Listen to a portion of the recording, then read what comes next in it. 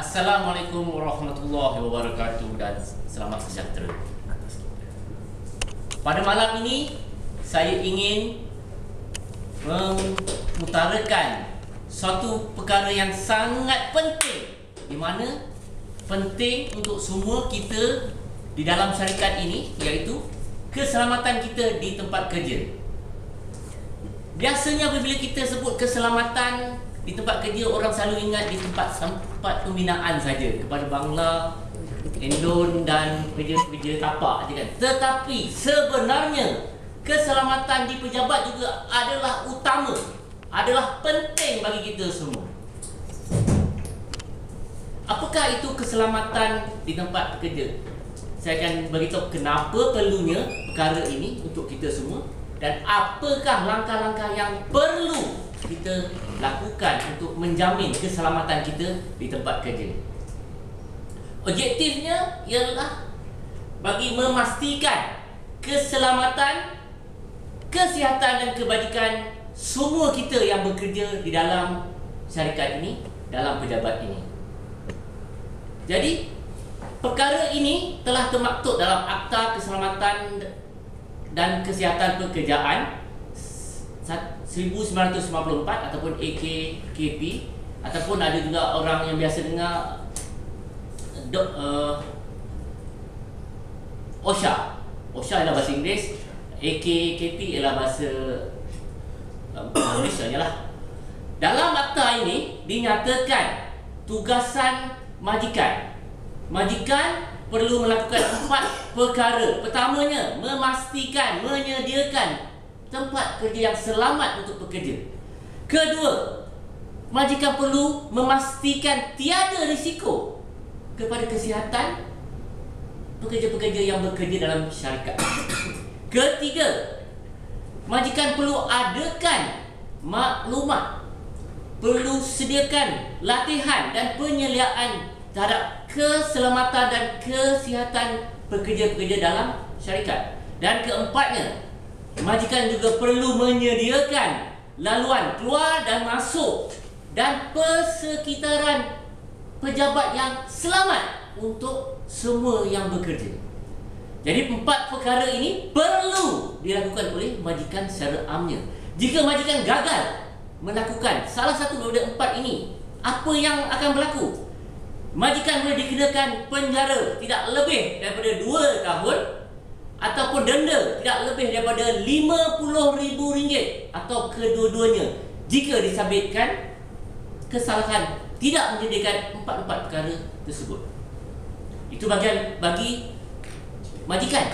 Bagaimanakah pekerja-pekerja? Apakah yang termaktub dalam Akta Keselamatan dan Kesihatan ini? Bagi pekerja dalam satu syarikat, termasuk kita ni, kita perlu pertama menjaga keselamatan diri dan orang lain supaya selamat. Kita perlu memastikan perkara ini. Keduanya, kita perlu bekerjasama dengan majikan. Kalau majikan dah bersediakan ataupun hantar kita untuk latihan khusus, kita perlu pergi. Ini adalah tanggungjawab kita sebagai pekerja. Ketiga, kita perlu pakai dan guna apa-apa yang telah dibekalkan, kelengkapan yang disediakan oleh majikan. Dan keempat, sebagai pekerja, kita perlu mematuhi segala arahan keselamatan dan kesihatan pekerjaan yang telah ditetapkan oleh majikan. Jika kita pula gagal salah satu daripada 4 perkara ini, apa yang akan berlaku pada kita? Kita boleh dipenjara tidak lebih daripada 3 bulan atau didenda tidak lebih daripada RM1,000 atau kedua-duanya jika disabitkan kesalahan ini. Jadi dalam pejabat, kita perlu pastikan keselamatan kita dan orang-orang sekitar kita. Jika pejabat kita inilah keadaannya, kita dapati banyak perkara yang boleh mendatangkan bahaya kepada kita.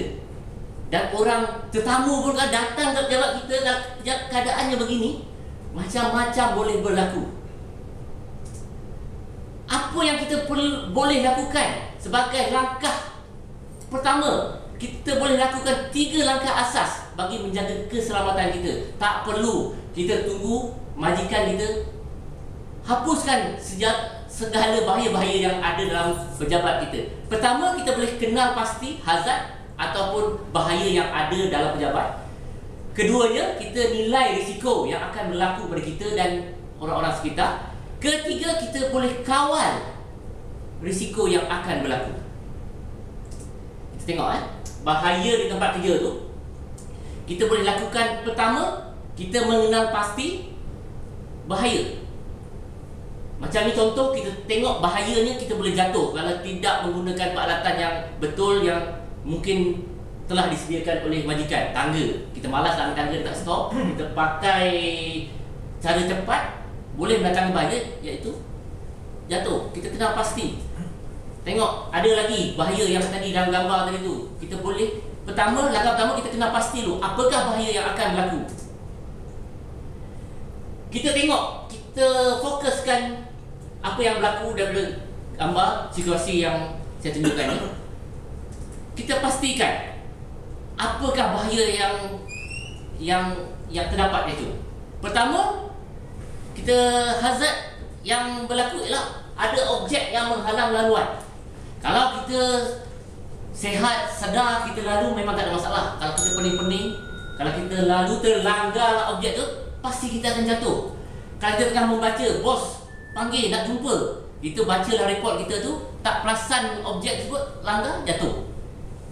Langkah kedua, kita nilai risiko. Kalau jatuh, apa jadi? Kita tersepak kan, jatuh, cedera, boleh mendatangkan mudarat pada kita. Itu langkah kedua, iaitu kita nilai risiko yang akan berlaku. Seterusnya, kita kawal risiko. Pejabat kerajaan banyak sekali mempraktikkan 5S. Sisir, susun, sapu, seragam, sentiasa aman. Kalau kita susun kotak tersebut, jangan letak kawasan laluan, letak dalam stok, perkara ini tidak akan berlaku. Jadi ini langkah pertama, kita kena pasti, kita nilai dan kita kawal risiko yang akan berlaku pada kita. Ini kemanggalan lazim lah. Yang ada 5 kategori yang biasa berlaku dalam pejabat. Kebakaran, jatuh, sakit belakang, angkat tanpa menggunakan pertolongan kawan ataupun teknik yang salah, stres, jatuh, benda jatuh tempat tinggi atas kabinet, kita nak ambil tanpa menggunakan tangga dan sebagainya, jatuh kena. Ini kemalangan lazim. Jadi kita dah tahu itu langkah utama. Kita perlu lakukan, kenal pasti bahaya, nilai risiko dan kawal risiko. Jika perkara-perkara ini di luar kawalan kita, di luar kemampuan kita untuk kita lakukan, apakah perkara yang boleh kita ambil? Mungkin kesalahan itu adalah kesalahan majikan, tidak menyediakan peralatan yang betul untuk kita melakukan kerja, kerusinya patah-patah dan sebagainya.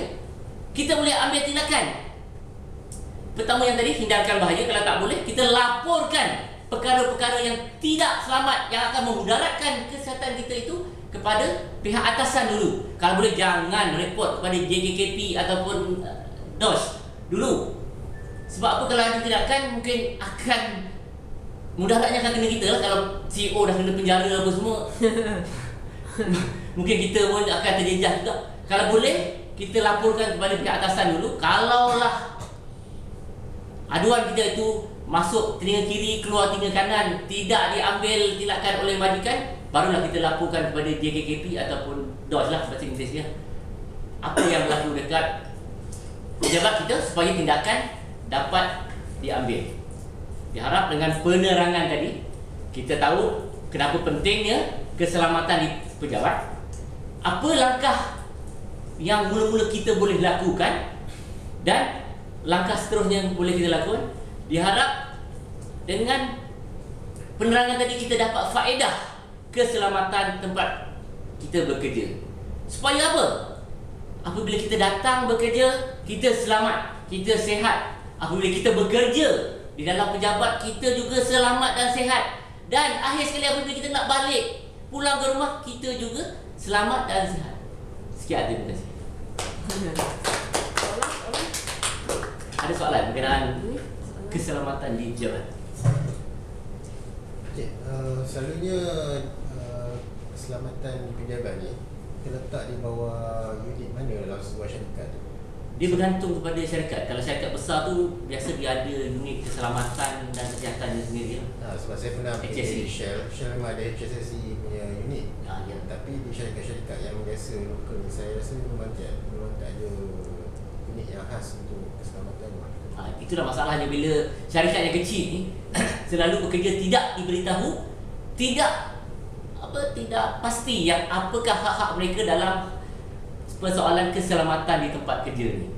Kalau macam Shell, Petronas tu dia ada jabatan HSE dia, keselamatan dan kesihatan dia. Jadi pekerja-pekerja diberitahu, diumumkan apa yang perlu mereka ambil, apakah tindakan yang perlu mereka ambil bagi memastikan keselamatan mereka di dalam pejabat. Saya nak tanya,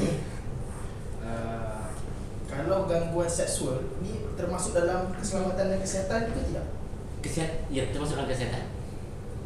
Gangguan seksual ni, tapi gangguan seksual ni dia kalau separuh syarikat, dia termasuk dalam dia punya akta disiplin, di mana apabila kita mengadu kepada pihak pengurusan mula-mula sekali dia akan ambil tindakan disiplin atas pekerja tersebut lah.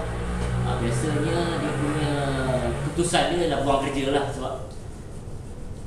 sebab gangguan seksual ni ialah satu perkara yang sangat serius lah bagi mana-mana syarikat pun. Berhubung soalan yang ditanya oleh Cik tadi tentang di syarikat percobaan sekarang ni di peringkat kerajaan, especially di peringkat Kementerian Sumber Manusia, dilakukan transformasi lah dari segi keselamatan pekerja dan sebagainya.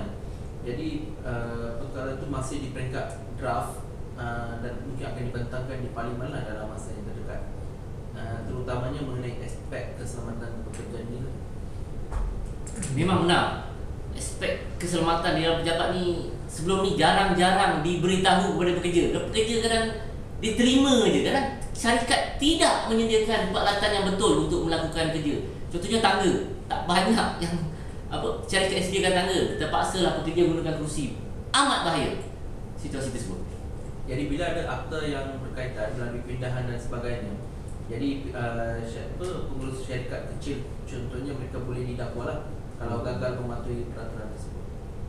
Itu mungkin tambahan kepada akta pindahan lah yang akan dibuat lah.